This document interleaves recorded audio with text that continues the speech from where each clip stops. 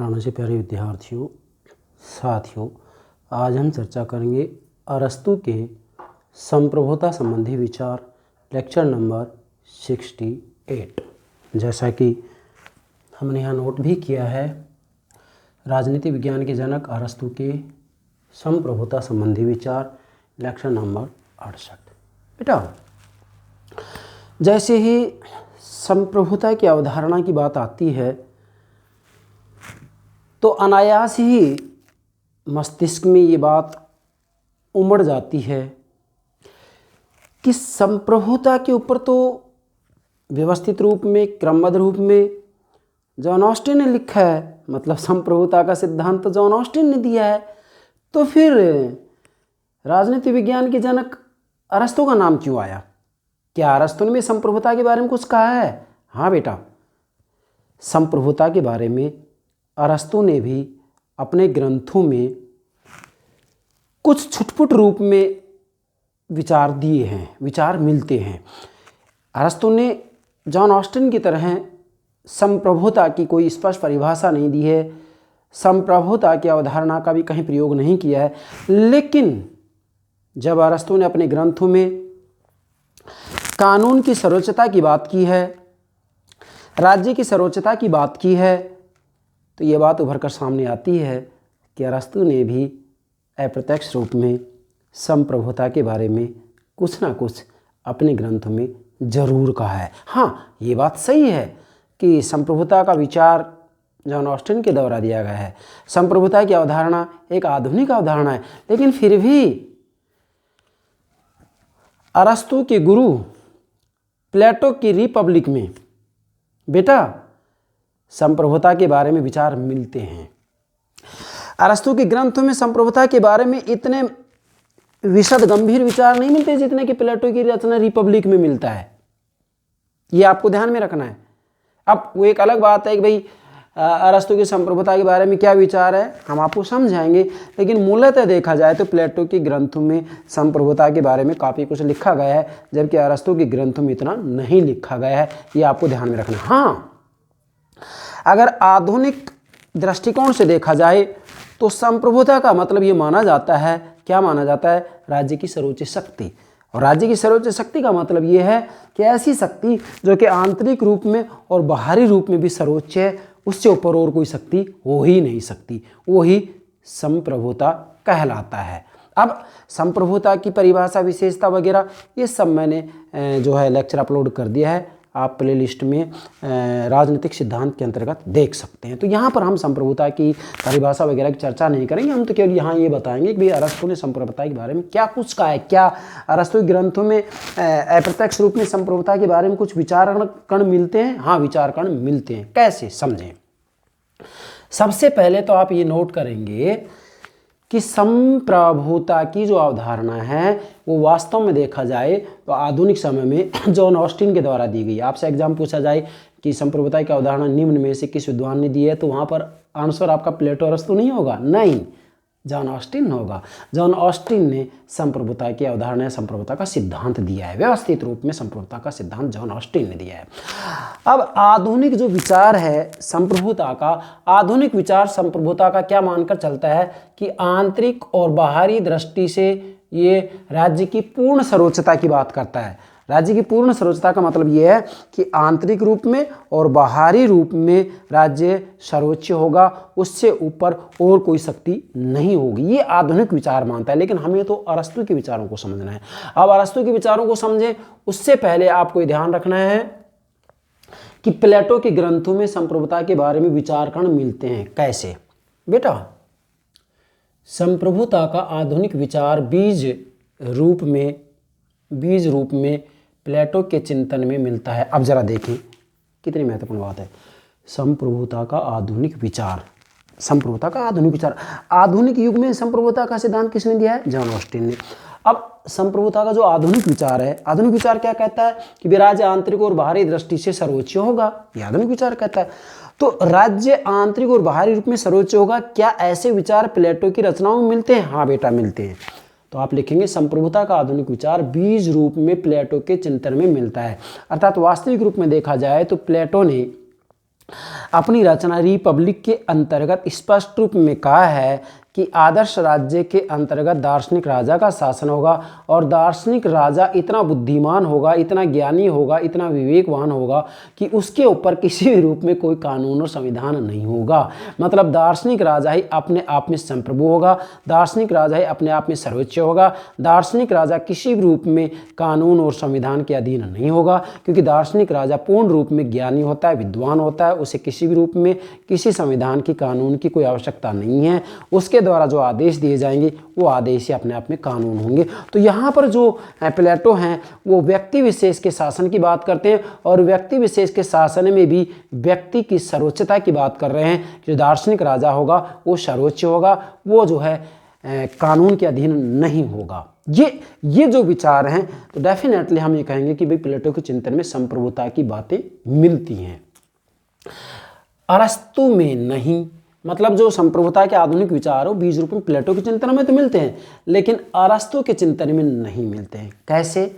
प्लेटो के चिंतन में तो इसलिए मिलते हैं क्योंकि प्लेटो दार्शनिक राजा के शासन की बात करता है, दार्शनिक राजा का शासन की बात करता है और स्वयं प्लेटो कहता है अपनी रिपब्लिक में कि ग्लूकोन से कह रहे हैं कि ग्लूकोन,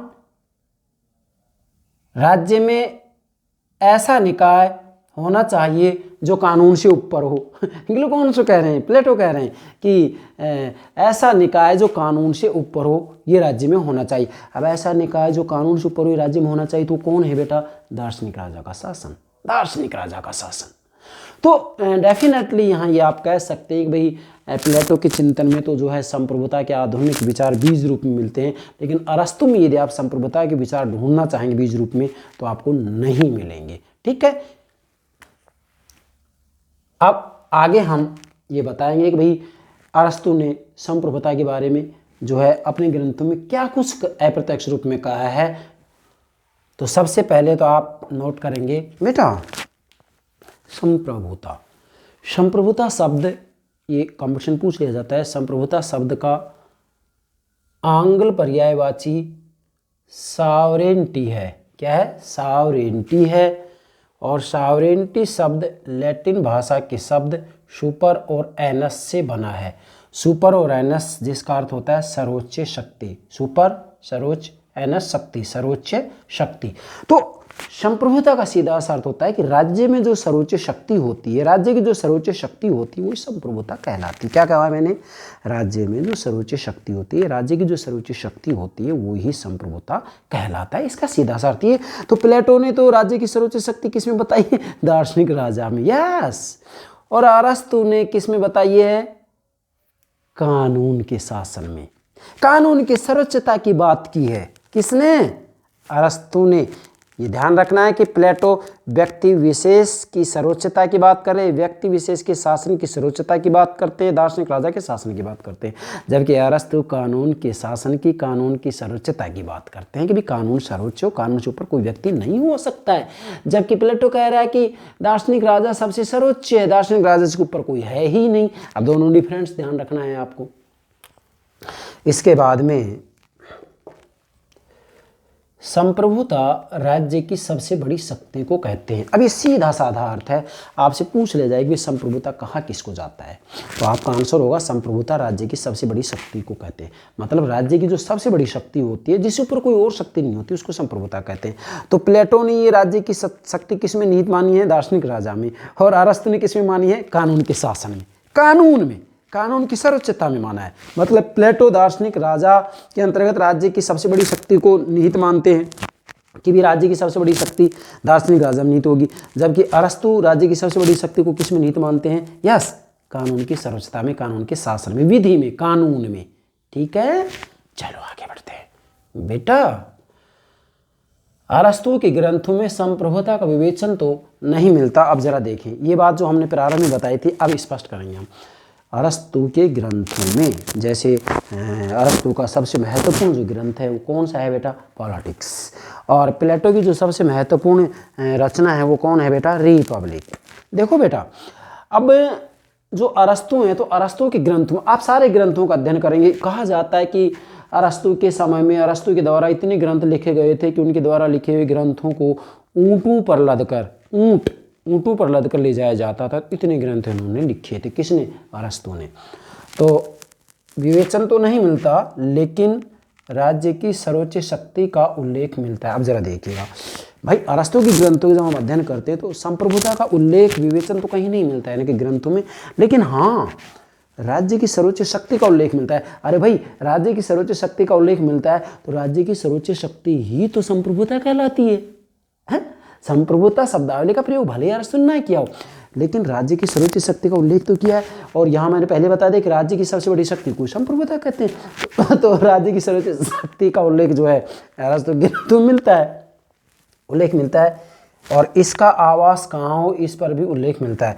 मतलब अरस्तु के ग्रंथों में वास्तविक रूप में देखा जाए तो जरूर राज्य की सर्वोच्च शक्ति है, क्या राज्य की जो सर्वोच्च शक्ति है संप्रभुता है, इसका आवास कहाँ हो इस पर भी उल्लेख मिलता है कि भाई राज्य की सर्वोच्च शक्ति का आवास कहाँ हो, राज्य की सर्वोच्च शक्ति कहाँ मिलती है, इसके बारे में भी जो है अरस्तु के ग्रंथों में उल्लेख मिलता है। यहाँ हम 2 बिंदुओं के माध्यम से बात स्पष्ट करेंगे। पहला, अरस्तु इस दृष्टिकोण का प्रतिपादन करता है कि राज्य सर्वोच्च संगठन है। अब जरा देखिएगा, अरस्तु के ग्रंथों में ये बात स्पष्ट कही गई है कि अरस्तु इस दृष्टिकोण का प्रतिपादन करता है कि राज्य सर्वोच्च संगठन है। मतलब अरस्तु ने साफ कहा है कि राज्य सर्वोच्च संगठन है। अरस्तु ने स्पष्ट कर दिया है कि राज्य समुदायों का समुदाय है, और न केवल राज्य समुदायों का समुदाय है बल्कि राज्य एक सर्वोच्च समुदाय है। मतलब अरस्तु ने स्पष्ट बताया है कि भी परिवार और ग्राम, परिवार से ग्राम, ग्राम से नगर राज्य अस्तित्व में आता है। प्लेटो ने ये बताया है, सॉरी अरस्तु ने ये बताया है, परिवार से ग्राम, ग्राम से नगर राज्य। मतलब परिवार का, ग्राम का स्वाभाविक रूप में निर्माण होता है, तो ऐसे ही राज्य का स्वाभाविक रूप में निर्माण होता है। अब अरस्तु ने साफ कह दिया कि परिवार से ग्राम और ग्राम से नगर राज्य अस्तित्व में आता है। तो इसका मतलब ये होगा कि वास्तविक रूप में जो नगर राज्य अर्थात जो राज्य है वह है परिवार, ग्राम आदि में जो है सर्वोच्च है। मतलब परिवार से ग्राम, ग्राम से क्या, परिवार से ग्राम, ग्राम से नगर राज्य अस्तित्व में आता है। तो अरस्तु यहाँ पर स्पष्ट करना चाह रहे हैं कि परिवार और ग्राम आदि जो ये अंग है इनमें राज्य सर्वोच्च है। क्यों? क्योंकि वास्तविक रूप में अरस्तु कह रहे हैं कि राज्य समुदाय का समुदाय है, और राज्य समुदाय का समुदाय ही नहीं बल्कि राज्य एक सर्वोच्च समुदाय है। क्यों? क्योंकि परिवार और ग्राम, परिवार के अंतर्गत परिवार के सदस्य की सभी इच्छाएं पूर्ति नहीं हो सकती, सभी इच्छाएं की पूर्ति नहीं हो सकती। ग्राम के अंतर्गत भी एक गांव की सभी आवश्यकताओं की पूर्ति नहीं हो सकती, जबकि राज्य के अंतर्गत सभी आवश्यकताओं की पूर्ति होती है। क्योंकि अरस्तु ने नगर राज्य को एकात्मनिर्भर संगठन माना है, इसलिए राज्य के द्वारा सभी प्रकार के कार्य किए जाते हैं, जबकि ग्राम और परिवार के द्वारा सभी प्रकार के कार्य, सभी प्रकार की आवश्यकताओं की पूर्ति व्यक्ति की नहीं की जा सकती। इसलिए जो है राज्य को सर्वोच्च माना है। अब राज्य एक सर्वोच्च संगठन है, राज्य समुदायों का समुदाय है, और अरस्तु कह रहे हैं कि राज्य समुदायों का समुदाय है। राज्य न केवल समुदायों का समुदाय है बल्कि राज्य एक सर्वोच्च समुदाय है। तो अरस्तु ने साफ कर दिया कि राज्य एक सर्वोच्च समुदाय है। इसका मतलब राज्य से ऊपर और कोई संगठन समुदाय हो ही नहीं सकता। अब संप्रभुता की अवधारणा तो यही कहती है, क्या कहती है कि राज्य की सबसे बड़ी शक्ति को कहते हैं। क्या संप्रभुता किसको कहते हैं? संप्रभुता राज्य की सबसे बड़ी शक्ति को कहते हैं। अब राज्य की सबसे बड़ी शक्ति को संप्रभुता कहते हैं, ये संप्रभुता का सीधा साधा अर्थ है। तो अरस्तु भी तो यही बात कह रहा है कि राज्य सर्वोच्च संगठन है। यहाँ पर भी राज्य की सबसे बड़ी शक्ति को संप्रभुता कहते हैं, यहाँ पर राज्य सर्वोच्च संगठन है, बाकी सारे संगठन राज्य के अधीन है। तो राज्य सर्वोच्च संगठन है। इस बात के आधार पर यह कहा जा सकता है कि भाई अरस्तु ने जो है ये बताया है कि जो राज्य की शक्ति है वह वास्तविक रूप में परिवार, ग्राम से सर्वोच्च होगी, क्योंकि राज्य सभी समुदायों का समुदाय है, राज्य एक सर्वोच्च संगठन है। दूसरा, इस पर भी विचार किया कि राज्य की यह सर्वोच्चता किन हाथों में निवास करे। अब अरस्तु ने ये तो बता दिया कि भाई राज्य एक सर्वोच्च संगठन है, मतलब अन्य सभी समुदायों से, अन्य सभी संगठनों से सर्वोच्च राज्य है, क्योंकि राज्य के अंतर्गत व्यक्ति की सब आवश्यकताओं की पूर्ति होती है। तो राज्य को इन्होंने एक सर्वोच्च संगठन बता दिया। अब दूसरी तरफ अरस्तु ये बता रहे हैं कि जो ये सर्वोच्चता है ये किन हाथों में होगी, मतलब राज्य की जो ये सर्वोच्चता है वो किन हाथों में होगी, इसके बारे में भी अरस्तु ने बताया है। अरस्तु का कहना है कि यह राज्य की सर्वोच्च शक्ति एक व्यक्ति में हो, कुछ व्यक्ति में हो, अनेक व्यक्ति में हो। तो अरस्तु ने साफ कर दिया कि यह राज्य की सर्वोच्च शक्ति एक व्यक्ति, कुछ व्यक्ति, अनेक व्यक्ति में ना हो करके वास्तविक रूप में कानून में होनी चाहिए, कानून की सर्वोच्चता होनी चाहिए। इसका मतलब अरस्तु कानून की सर्वोच्चता की बात कर रहे हैं। अब यहाँ प्लेटो दार्शनिक शासक की बात करते हैं। मतलब प्लेटो ने साफ कर दिया कि जो राज्य की सर्वोच्च शक्ति होगी वो किसके हाथ में होगी? दार्शनिक राजा के हाथ में होगी, दार्शनिक शासक के हाथ में होगी, मतलब व्यक्ति विशेष के हाथ में होगी। जबकि अरस्तु भी इस पर विचार करते हैं कि भाई ये एक व्यक्ति के हाथ में हो, कुछ व्यक्ति के हाथ में, अनेक व्यक्ति के हाथ में हो। लेकिन यहाँ अरस्तु साफ कर रहे हैं कि ये राज्य की जो सर्वोच्च शक्ति है वो व्यक्ति विशेष में नहीं होगी, चाहे वो व्यक्ति एक हो, कुछ हो या अनेक हो, नहीं तो फिर किस में होगी? अरस्तु कहते हैं कि व्यक्ति में सर्वोच्चता प्रतिष्ठित न करके राज्य के कानून में अवस्थित करना चाहिए। अब कितनी महत्वपूर्ण बात है भाई। प्लेटो तो व्यक्ति विशेष के शासन की बात कर रहे हैं, व्यक्ति विशेष में राज्य की सर्वोच्चता को अवस्थित कर रहे हैं, जबकि अरस्तु कह रहे हैं कि व्यक्ति में सर्वोच्चता प्रतिष्ठित न करके, मतलब अरस्तु ने राज्य की सर्वोच्च शक्ति को किसी व्यक्ति में नहीं दिए, किसी व्यक्ति के हाथ में नहीं दिए, बल्कि राज्य के कानून में अवस्थित करना चाहिए। अर्थात वास्तविक रूप में राज्य की सर्वोच्च शक्ति को जो है इन्होंने कानून में स्थापित किया है। किसने? अरस्तु ने। दोनों में डिफरेंस है। प्लेटो व्यक्ति विशेष की सर्वोच्चता की बात कर रहे हैं, दार्शनिक राजा के शासन की बात कर रहे हैं, जबकि अरस्तु जो है कानून के शासन की बात कर रहे हैं, कानून के सर्वोच्चता की बात कर रहे हैं। तो दोनों में डिफरेंस है। अब सर्वोच्चता की बात आती है तो प्लेटो भी सर्वोच्चता की बात कर रहे हैं, दार्शनिक राजा की सर्वोच्चता होनी चाहिए, और अरस्तु भी कानून की सर्वोच्चता की बात कर रहे हैं। अरस्तु कह रहे हैं कि कानून से ऊपर कुछ भी नहीं होगा, जबकि प्लेटो कह रहे हैं कि दार्शनिक राजा से ऊपर कुछ भी नहीं होगा। रिपब्लिक में कहते हैं द लॉज में तो प्लेटो भी जो है कानून के शासन को स्वीकार कर लेते हैं। ये मैंने पीछे काफ़ी लेक्चर अपलोड कर दिया, आप देख सकते हैं। अब कानून में अवस्थित करता है ये, अर्थात अरस्तु राज्य के कानून में जो है राज्य की जो सर्वोच्चता है उसको स्थापित करता है। क्यों करता है? क्योंकि कानून आवेगहीन विवेक है। अब जरा देखेंगे यहाँ भाई, प्लेटो तो व्यक्ति विशेष को शासन सौंपता है, दार्शनिक राजा को शासन सौंपता है, मतलब व्यक्ति विशेष की सर्वोच्चता को स्वीकार करता है। भाई व्यक्ति विशेष की सर्वोच्चता को स्वीकार कर रहा है कि भाई दार्शनिक राजा से ऊपर कुछ भी नहीं होगा। अरे भाई संप्रभुता का मतलब क्या होता है? राज्य की सबसे बड़ी शक्ति। अब प्लेटो ने किस में सौंपी है? ये दार्शनिक राजा में। अब दार्शनिक राजा से ऊपर कोई भी नहीं है, ना कानून ना संविधान, ये तो प्लेटो कह रहा है। जबकि जो अरस्तु है, अरस्तु कह रहा है कि नहीं, एक व्यक्ति, कुछ व्यक्ति, अनेक व्यक्ति में सर्वोच्चता नहीं होगी, राज्य की सर्वोच्च शक्ति नहीं होगी, नहीं नहीं नहीं नहीं, तो किस में होगी? राज्य के कानून में अवस्थित होगी। और अरस्तु कहते हैं कि कानून से ऊपर कुछ भी नहीं होगा, सब कुछ कानून के अधीन होगा।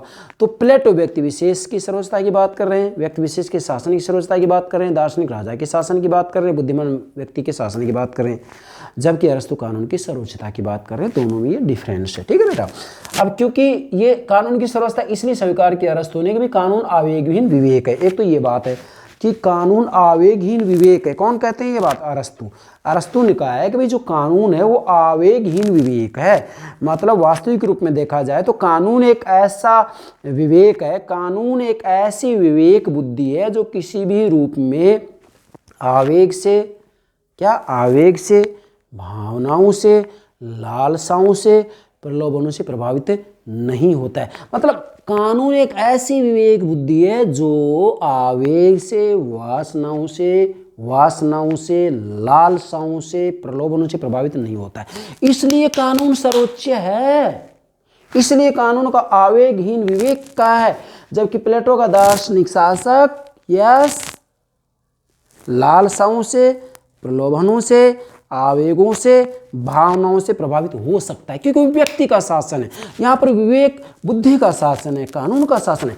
अरस्तु ने विवेक बुद्धि और कानून को पर्यायवाची माना है, अरस्तु ने कानून और नीति को पर्यायवाची माना है, ये भी आपको ध्यान में रखना है। और अरस्तु ने राज्य और समाज में भी अंतर नहीं माना है, प्लेटो ने भी राज्य और समाज में अंतर नहीं माना है। दूसरा अर्थ बताया इन्होंने, इच्छा से प्रभावित विवेक है। मतलब अरस्तु ने कहा कि जो कानून है, कानून इच्छा से प्रभावित विवेक है। मतलब अरस्तु कहते हैं कि भी कानून एक ऐसा विवेक है जो किसी भी रूप में किसी व्यक्ति की इच्छा से प्रभावित नहीं होता है। इसलिए अरस्तू का कहना है कि व्यक्ति विशेष के शासन की सर्वोच्चता से तो कानून की सर्वोच्चता ही श्रेष्ठ है। इसलिए अरस्तू जिस संप्रभुता की बात करते हैं उस संप्रभुता का मतलब होगा कानून की सर्वोच्चता, कानून का शासन, कानून की सर्वोच्चता, कानून का शासन। ठीक है। अब निष्कर्ष रूप में अरस्तू के संप्रभुता संबंधी विचारों को हम समझाएंगे। अभी तक भी यदि कोई बात आपकी समझ में ना आई हो तो अंत में हम 2-3 महत्वपूर्ण बात बताएंगे जिसके आधार पर आप इसको बेहतर तरीके से समझ सकते हैं। चलो नोट करें संक्षेप में, सार रूप में। अच्छा, ये तो क्लियर है कि अरस्तू राजनीति विज्ञान के पिता हैं और प्लेटो राजनीति दर्शन के पिता हैं। अरे भाई, राजनीति दर्शन के, राजनीति सिद्धांत के जनक पिता कौन है? प्लेटो। और राजनीति विज्ञान के जनक कौन है? अरस्तू। ये ध्यान रखना है। प्लेटो की विश्व प्रसिद्ध रचना कौन सी? रिपब्लिक। अरस्तू की विश्व प्रसिद्ध रचना पॉलिटिक्स। राजनीति विज्ञान के विद्यार्थियों को प्लेटो के रिपब्लिक और अरस्तू के पॉलिटिक्स का तो गंभीरता से अध्ययन करना ही चाहिए। जो विद्यार्थी राजनीति विज्ञान को गंभीरता से समझना चाहता हो उसे प्लेटो की रिपब्लिक और अरस्तू की पॉलिटिक्स का तो अध्ययन करना ही चाहिए, करना ही चाहिए। इन 2 किताबों का आप अध्ययन कर लेंगे तो राजनीति विज्ञान को समझने में आपको कहीं कोई दिक्कत नहीं आएगी। ये मैं पूरे कॉन्फिडेंस के साथ, विश्वास के साथ आपसे कह रहा हूँ। संक्षेप में, श्रेष्ठ राज्य में, अब जरा समझे, श्रेष्ठ राज्य में अंतिम प्रभु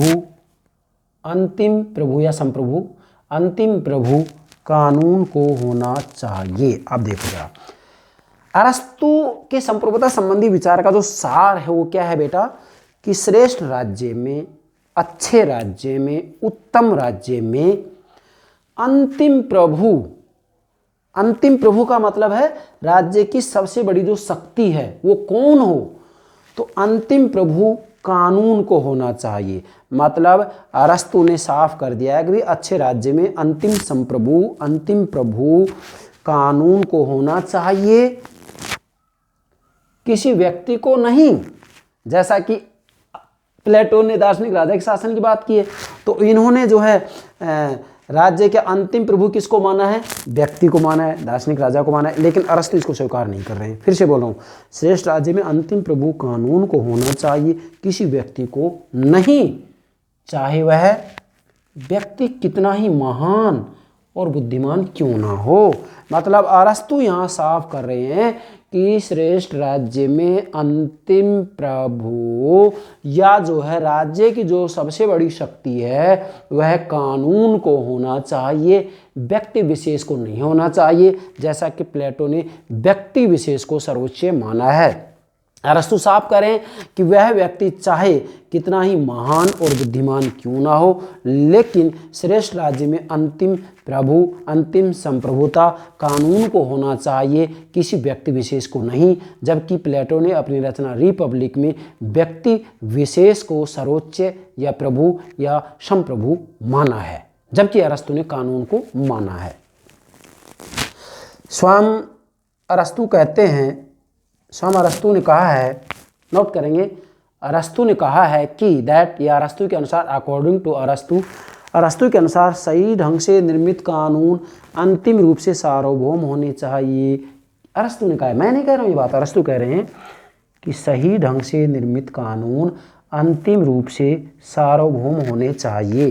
किसने कही ये बात? अरस्तु क्या कह रहे हैं? सही ढंग से निर्मित कानून अंतिम रूप से सार्वभौम होने चाहिए। इसका मतलब अंतिम रूप में जो सार्वभौम है, जो सर्वोच्च है, वो कौन है? यस, कानून। मतलब अरस्तु कानून की सर्वोच्चता की बात कर रहे हैं, किसी व्यक्ति विशेष के शासन की बात नहीं कर रहे हैं। जैसा कि प्लेटो ने अपनी रचना रिपब्लिक में दार्शनिक राजा के शासन की बात की है, व्यक्ति विशेष के शासन की बात की है। इसी बात को अरस्तु दूसरे रूप में कह रहे हैं कि कानून ही सार्वभौम है। अब आपसे एग्जाम पूछ लिया जाए कि कानून ही सार्वभौम है, किसने कहा ये बात? अरस्तु ने कहा है। तो लिखेंगे कानून ही सार्वभौम है। मतलब अरस्तु ने साफ कर दिया कि कानून ही सार्वभौम है, कानून ही अंतिम प्रभु है, कानून ही संप्रभु है, अर्थात कानून से ऊपर राज्य में कुछ भी नहीं है। ये बात अरस्तु कह रहे हैं कि कानून से ऊपर कुछ भी तो नहीं है, कानून ही अंतिम प्रभु है, कानून ही संप्रभु है, कानून से ऊपर कुछ भी नहीं है। ये अरस्तु कह रहे हैं। तो नोट करो, अरस्तु ने कहा है कि कानून ही सार्वभौम है, ये भी अरस्तु ने कहा है। इन नोट को हम ले लेंगे इसको।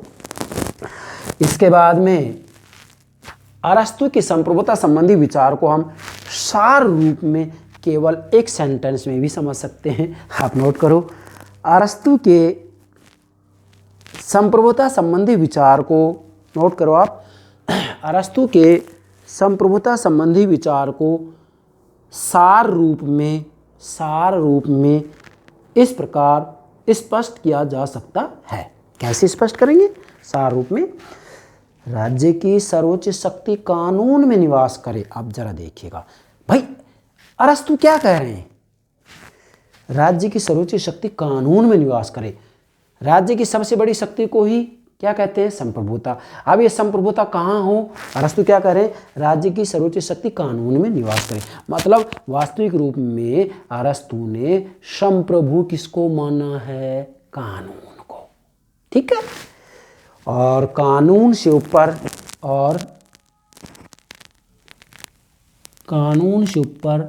राज्य में कोई सर्वोपरि शक्ति न हो। क्या कह रहे हैं यहाँ पर? कि राज्य की सर्वोच्च शक्ति कानून में निवास करे और कानून से ऊपर राज्य में कोई सर्वोपरि शक्ति ना हो।